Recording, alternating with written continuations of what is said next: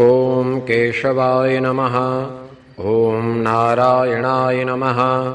ॐ माधवाय नमः। ॐ गोविन्दाय नमः। ॐ विष्णवे नमः। ॐ मधुसूदनाय नमः। ॐ त्रिविक्रमाय नमः। ॐ वामनाय नमः। ॐ श्रीधराय नमः। ॐ ऋषिकेशाय नमः। ॐ पद्मनाभाय नमः। ॐ दामोदराय नमः। ॐ सङ्कर्षणाय नमः। ॐ वासुदेवाय नमः। ॐ प्रद्युम्नाय नमः।